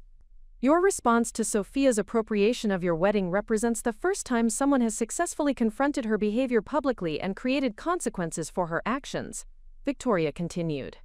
The other women in our network have struggled to address her violations effectively because the behavior is sophisticated and difficult to prove without extensive documentation. Victoria's call revealed that my confrontation at the wedding venue had inspired other women to examine their own experiences with Sophia more carefully and recognize patterns they had previously dismissed as coincidence or professional competition. The public nature of my response had provided a framework for understanding and addressing identity appropriation that had been missing from their previous attempts to resolve these conflicts. The network Victoria represented included Dr. Amanda Sterling, a clinical research scientist whose pharmaceutical analysis methods had been appropriated by Sophia during their overlapping employment at a biotechnology company. Dr. Sterling had lost a significant promotion opportunity when Sophia presented modified versions of her research protocols as original methodologies during a competitive review process. Another member was Isabella Martinez, an interior designer whose signature aesthetic approach had been systematically copied by Sophia after she gained access to Isabella's portfolio through a mutual client relationship. Sophia had launched her own design consulting practice using Isabella's techniques while underbidding her projects and damaging her professional reputation through strategic misinformation campaigns. The most recent victim was Sarah Chen, a digital marketing specialist whose innovative social media strategies had been appropriated by Sophia after they worked together on a collaborative project. Sarah had discovered the theft when clients began requesting Sophia's services specifically to access techniques that Sarah had developed through years of experimentation and refinement. Each woman's experience revealed the same methodical approach to appropriation that I had encountered during Sophia's wedding planning process.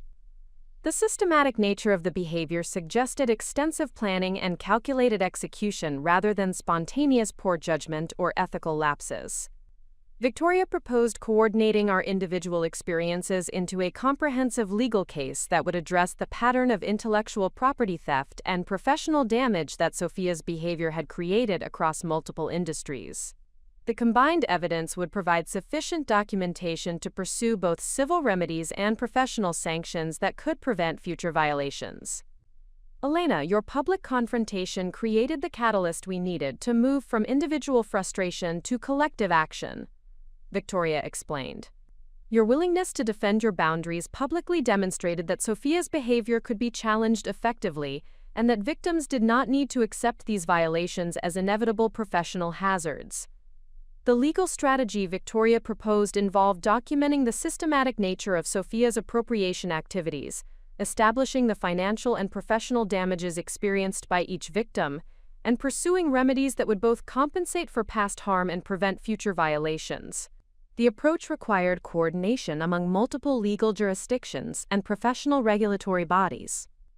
My role in the collective legal action would involve providing detailed testimony regarding the wedding appropriation incident, sharing documentation of Sophia's copying behavior, and demonstrating the strategic approach I had developed for confronting identity appropriation effectively. The experience I had gained through my subsequent consulting practice provided valuable expertise regarding prevention and response strategies.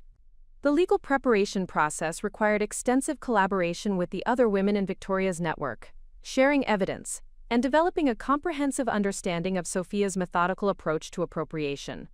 The documentation revealed a level of calculation and strategic planning that exceeded anything I had previously understood about her behavior.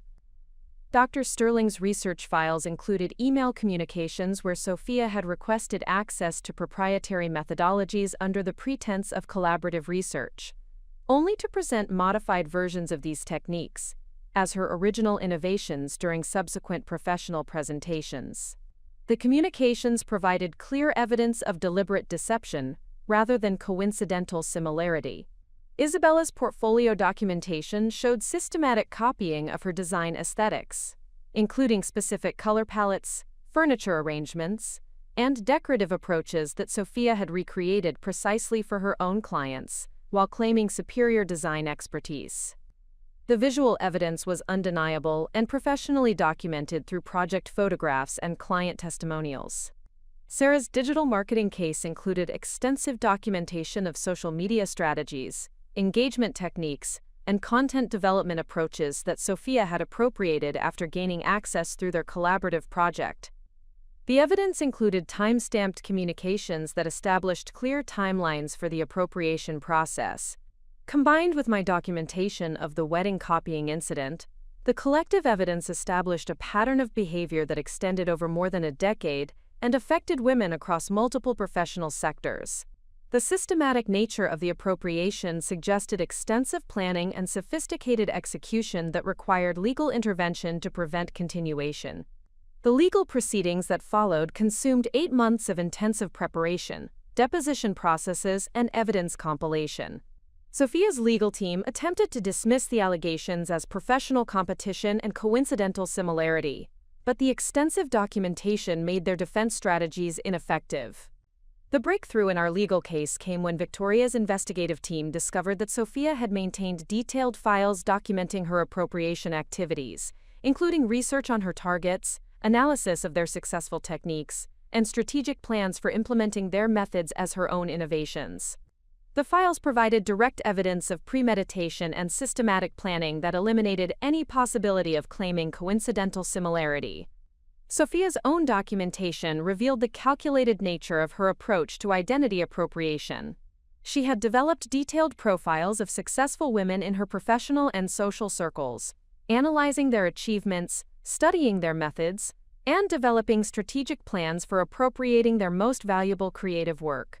The files included specific references to my wedding planning process, with detailed notes about elements she planned to copy and improvements she believed she could implement. Her documentation revealed that the appropriation had been planned from the early stages of her relationship with David, suggesting that access to my wedding memories had been a strategic objective rather than coincidental discovery.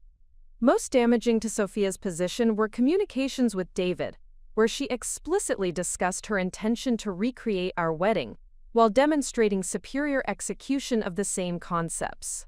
The emails provided clear evidence that David had been an active participant in the appropriation strategy, rather than an unknowing enabler of coincidental similarities.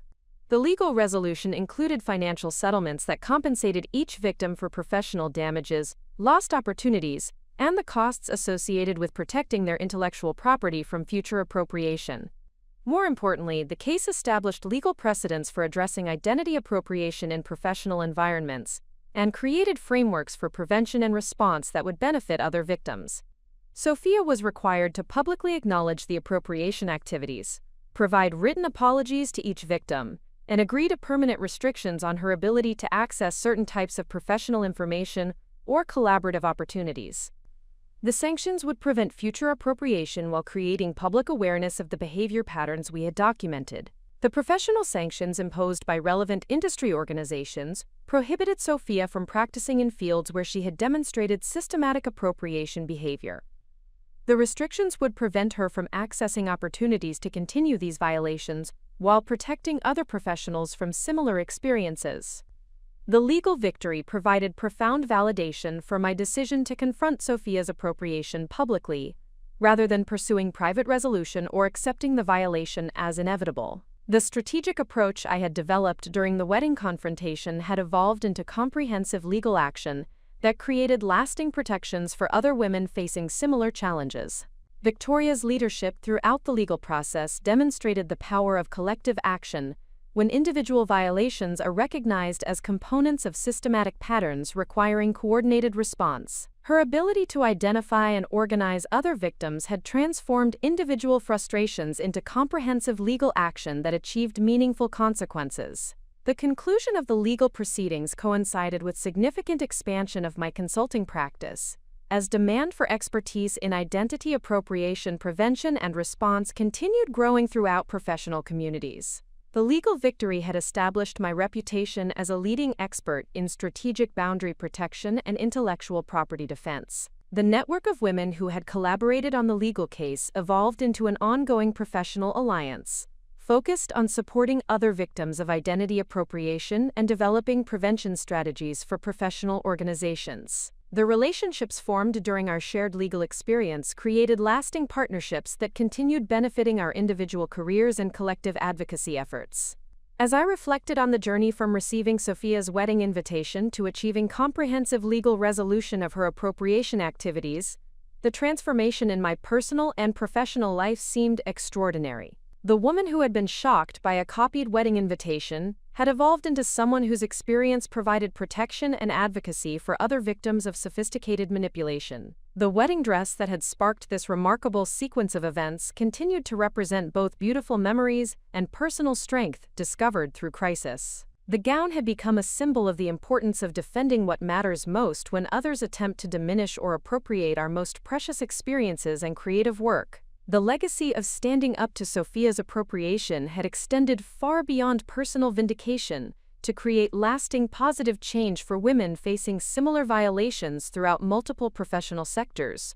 The courage required for that initial confrontation had evolved into comprehensive expertise that continued providing protection and empowerment for others who needed strategic support during challenging circumstances. 4 years after the confrontation at Chateau Saint Michel, the legal victory against Sophia Blackwell had catalyzed developments that extended far beyond our original coalition of affected women. The precedent established through our collective legal action had attracted international attention from academic researchers, legal scholars, and professional organizations seeking to understand and address identity appropriation as a systematic form of workplace and personal violation. Dr. Rebecca Morrison, a professor of organizational psychology at Stanford University, contacted me to discuss incorporating our case study into her research on professional identity theft and its impact on women's career advancement. Dr. Morrison's preliminary research had identified identity appropriation as a significant but under-recognized barrier to women's professional success, particularly in competitive industries where creative work and innovative thinking were highly valued. The Stanford research project required extensive documentation of our legal proceedings, detailed analysis of the evidence we had compiled, and comprehensive interviews with each woman who had participated in the collective action against Sophia. Dr. Morrison's methodology emphasized the systematic nature of identity appropriation and its disproportionate impact on women who had achieved professional recognition through original thinking and creative problem-solving.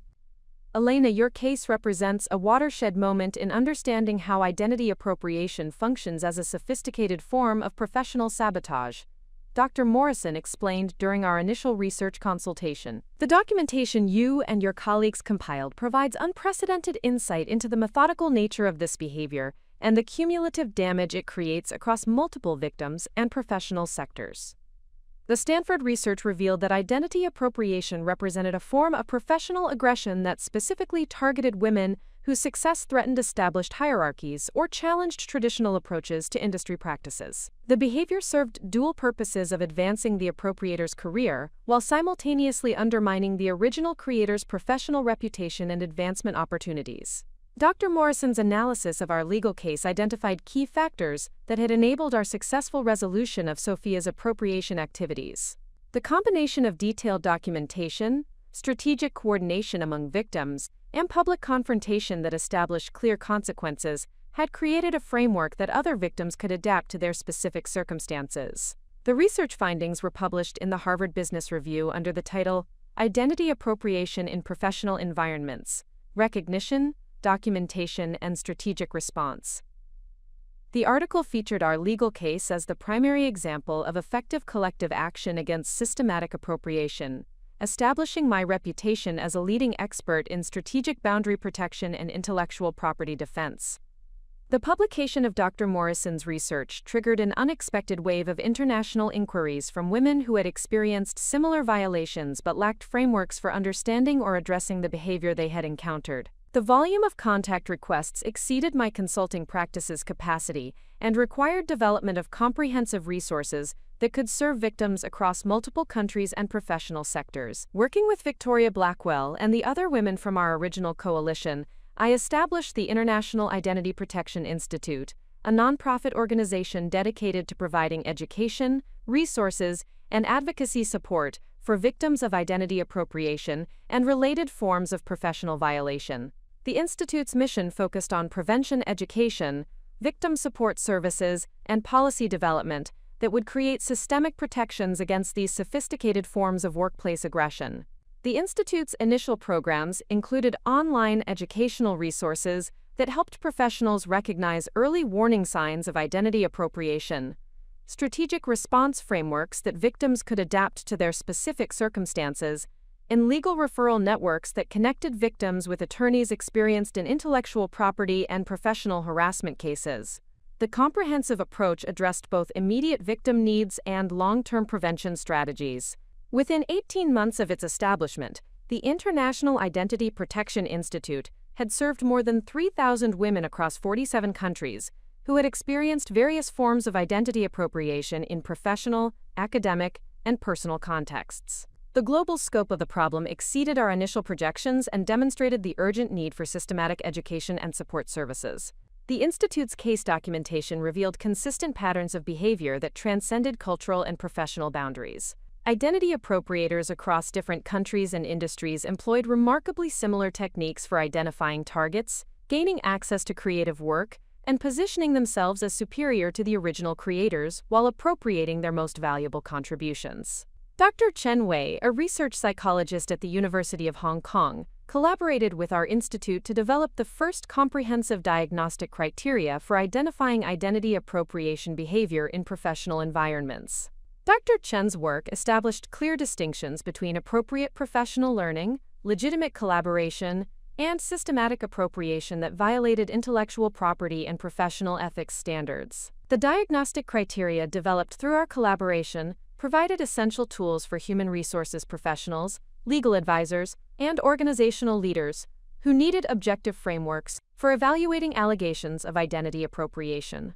The standardized assessment process eliminated subjective interpretation and established clear benchmarks for determining when behavior constituted actionable violation.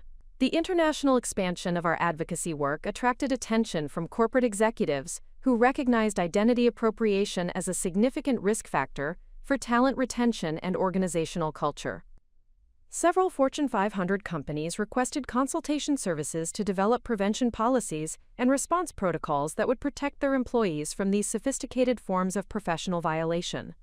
Microsoft Corporation became the first major technology company to implement comprehensive identity protection policies based on our institute's recommendations.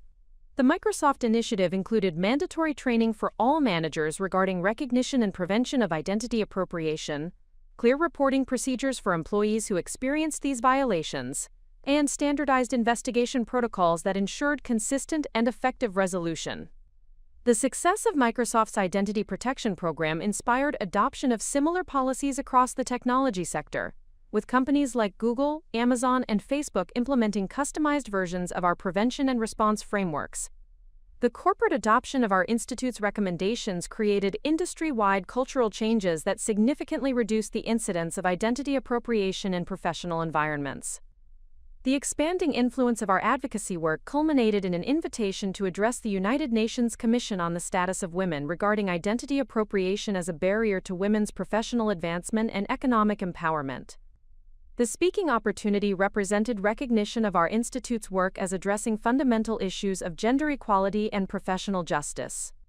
Preparing for the United Nations presentation required comprehensive analysis of how identity appropriation affected women's economic opportunities across different cultural and professional contexts.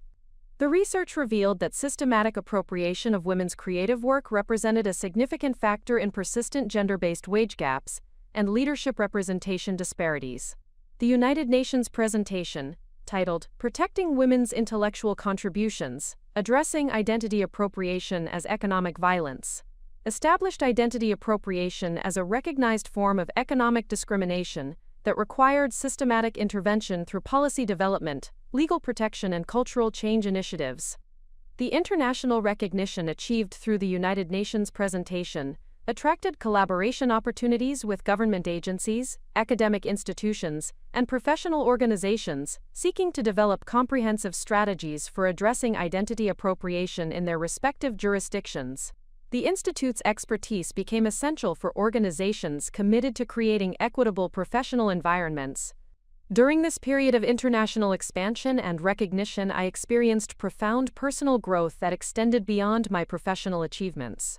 The confidence and strategic thinking skills that had emerged through confronting Sophia's appropriation had evolved into leadership capabilities that enabled me to guide complex international initiatives and collaborative partnerships. My relationship with Carmen deepened as she witnessed my transformation from someone seeking justice for personal violation to someone leading global advocacy efforts that protected thousands of women from similar experiences. Her unwavering support throughout this journey had provided essential stability during the most challenging phases of building institutional change. Elena, watching your evolution from that day you discovered Sophia's copying has been extraordinary.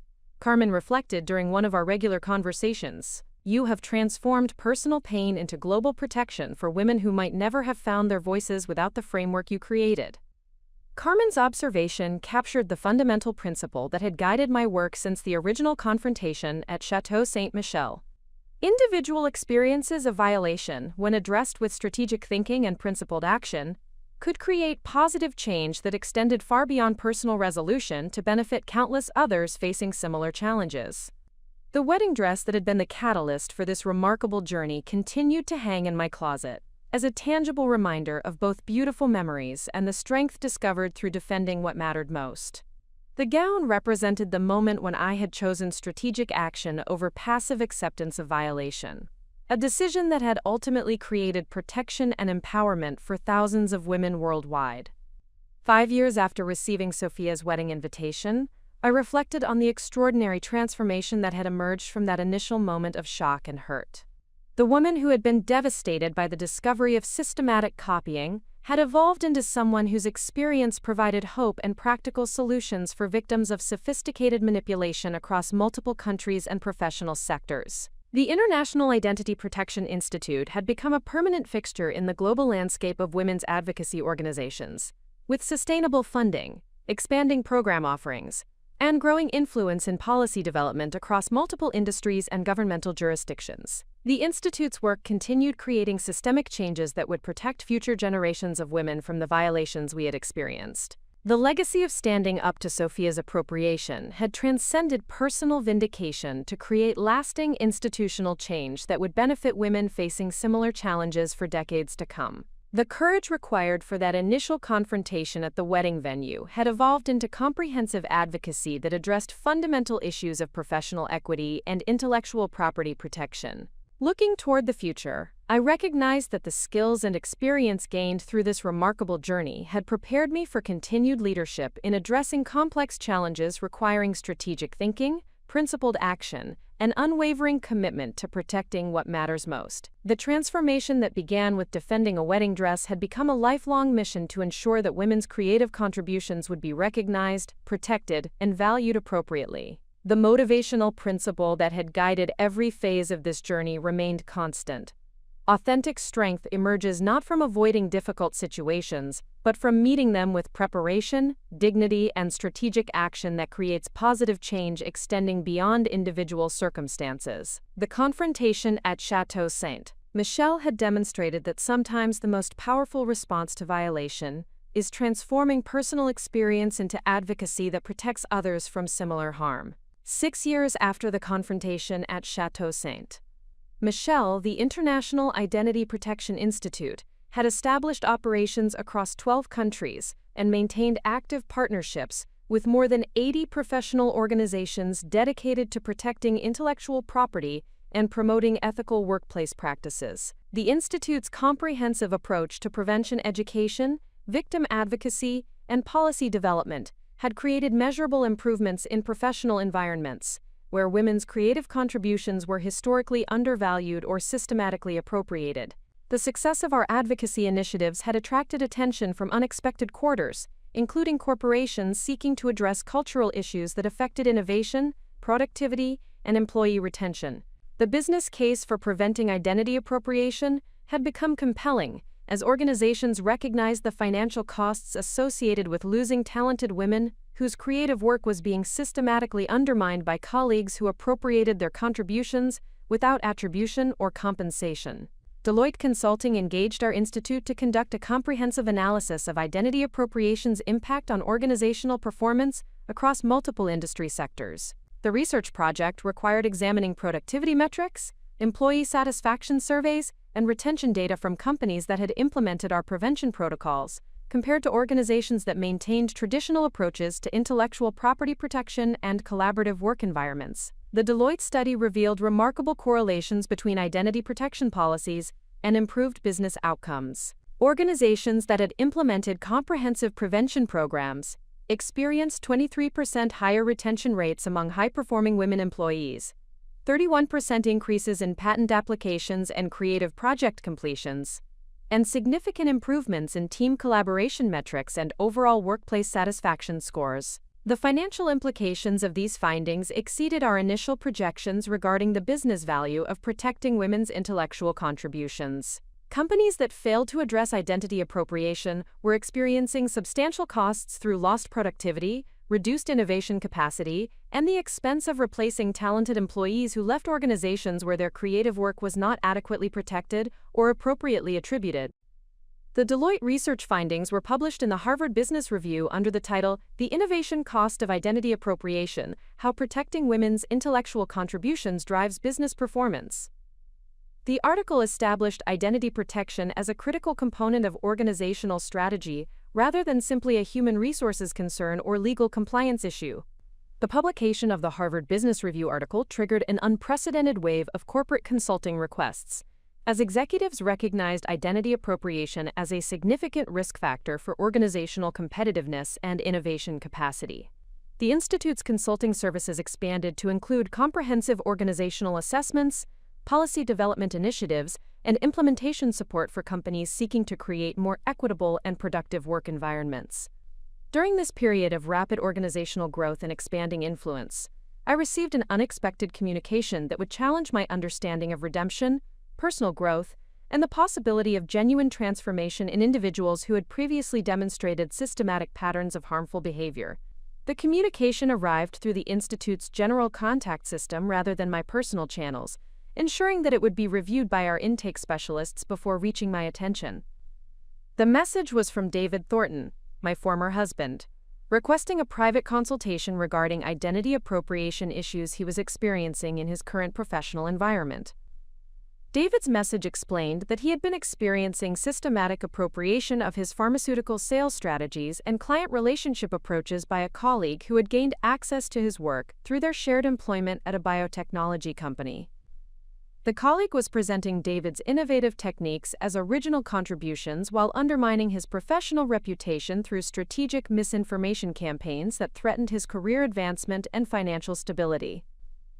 The irony of David seeking assistance from the institute I had established in response to his participation in Sophia's appropriation of my wedding memories was not lost on me. This situation presented complex questions regarding professional ethics, personal boundaries, and the possibility of providing objective assistance to someone whose previous actions had directly contributed to the violations that had inspired my advocacy work. After consultation with the Institute's advisory board and careful consideration of the ethical implications, I agreed to meet with David for an initial assessment of his situation. The decision was based on our organization's commitment to serving all victims of identity appropriation, regardless of their previous actions or personal relationships with Institute staff members. The meeting with David took place at the Institute's Seattle offices, providing a professional environment that maintained appropriate boundaries while allowing for comprehensive discussion of his circumstances. David's appearance reflected the stress and uncertainty that characterized most victims of identity appropriation, demonstrating the psychological impact that these violations created regardless of the victim's previous behavior or personal history. David's account of his current situation revealed sophisticated appropriation tactics that closely resembled the strategies Sophia had employed against our coalition of victims. His colleague had systematically studied David's client interaction techniques, copied his presentation formats and strategic frameworks, and positioned himself as superior to David while presenting modified versions of David's innovations as original contributions. The documentation David provided included email communications, client feedback reports, and performance evaluations that demonstrated clear patterns of appropriation and reputation undermining that met our institute's diagnostic criteria for systematic identity theft. The evidence suggested that David was experiencing legitimate professional violation that warranted advocacy support regardless of his previous actions. During our consultation, David acknowledged the role he had played in enabling Sophia's appropriation of my wedding memories and expressed genuine remorse for his participation in behavior that had caused significant personal and professional harm. His apology was more comprehensive and thoughtful than his previous communications, suggesting genuine understanding of the impact his actions had created. Elena, I realize that seeking help from you represents extraordinary irony given my role in the situation that inspired your advocacy work, David stated during our meeting. I understand if you choose not to assist me, but I wanted you to know that experiencing identity appropriation myself has given me profound appreciation for the violation you endured and the courage you demonstrated in confronting it. David's reflection on his current experience provided valuable insights into how identity appropriation affected victims, regardless of their previous behavior or personal characteristics. The psychological impact of having one's creative work systematically stolen and reputation deliberately undermined created similar stress and professional uncertainty across different victim populations.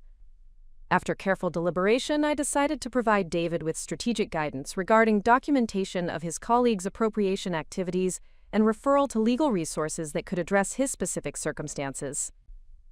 The decision was based on our institute's mission to serve all victims of identity appropriation, while maintaining professional boundaries that protected my personal well-being and organizational credibility. The assistance provided to David proved effective in addressing his colleagues' appropriation behavior and protecting his professional reputation from further damage. The strategic approach we had developed through our advocacy work translated effectively to his specific circumstances and demonstrated the universal applicability of our prevention and response frameworks. David's successful resolution of his identity appropriation challenges led to an unexpected development that would further expand the Institute's impact and influence. His experience as both a previous enabler of appropriation behavior and a subsequent victim provided unique insights into the psychological dynamics that motivated these violations and the most effective intervention strategies. David requested permission to share his experience through the Institute's educational programs as a case study, demonstrating how individuals who had previously participated in identity appropriation could recognize the harm they had contributed to and develop more ethical approaches to professional collaboration and intellectual property respect. The proposal required careful consideration of the potential benefits and risks associated with incorporating David's perspective into our advocacy work. The advisory board ultimately approved his participation based on the educational value of demonstrating personal transformation and the importance of reaching audiences who might be engaging in appropriation behavior without recognizing the harm they were creating. David's presentations at corporate training programs proved remarkably effective in helping participants recognize subtle forms of appropriation behavior they might be engaging in unconsciously. His ability to describe the enabler's perspective while acknowledging the victim's experience provided comprehensive understanding that enhanced the impact of our prevention education initiatives. The success of David's educational contributions led to development of specialized training programs targeting individuals who had previously engaged in or enabled identity appropriation behavior.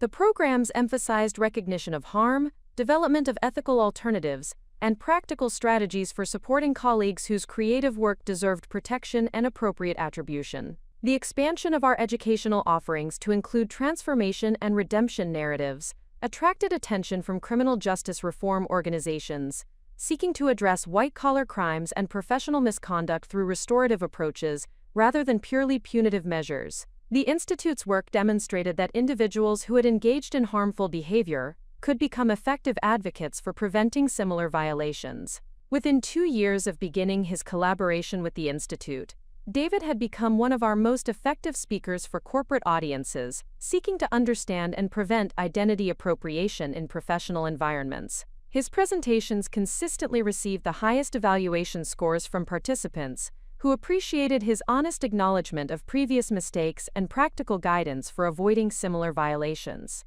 The transformation in David's understanding and behavior provided powerful evidence that individuals who had engaged in identity appropriation could develop genuine appreciation for the harm they had created and contribute meaningfully to prevention efforts.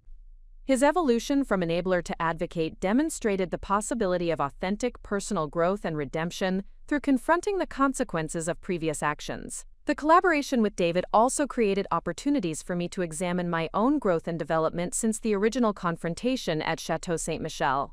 The woman who had been devastated by the discovery of wedding appropriation had evolved into someone capable of working professionally with the person who had enabled that violation, while maintaining appropriate boundaries and focusing on broader advocacy objectives. The experience of providing assistance to David while maintaining professional boundaries demonstrated the strength and confidence I had developed through years of advocacy work and organizational leadership. The ability to separate personal history from professional mission represented significant growth in emotional intelligence and strategic thinking that enhanced my effectiveness as an advocate and organizational leader. The Institute's work with David attracted attention from academic researchers studying restorative justice approaches to professional misconduct and white-collar violations. The collaboration provided evidence that identity appropriation could be addressed through comprehensive strategies that included prevention education, victim advocacy, perpetrator accountability, and transformation opportunities for individuals who recognized their previous mistakes.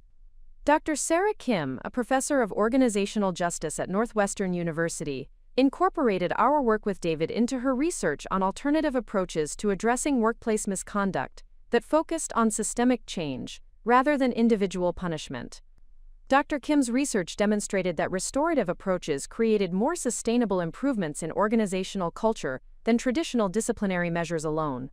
The academic validation of our comprehensive approach to addressing identity appropriation reinforced the Institute's commitment to serving all stakeholders affected by these violations, including individuals who had previously engaged in harmful behavior but demonstrated genuine commitment to personal transformation and advocacy for prevention initiatives. As I reflected on the unexpected journey from providing assistance to my former husband to incorporating transformation narratives into our advocacy work, the experience demonstrated the complexity and nuance required for effective social change initiatives. The most impactful advocacy efforts often required engaging with individuals whose previous actions had contributed to the problems being addressed, while maintaining focus on broader prevention and protection objectives.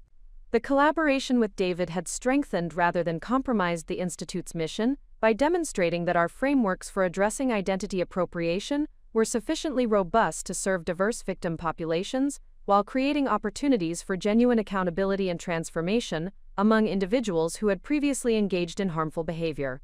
Up next, you've got two more standout stories right on your screen. If this one hit the mark, you won't want to pass these up. Just click and check them out. And don't forget to subscribe and turn on the notification bell so you don't miss any upload from us.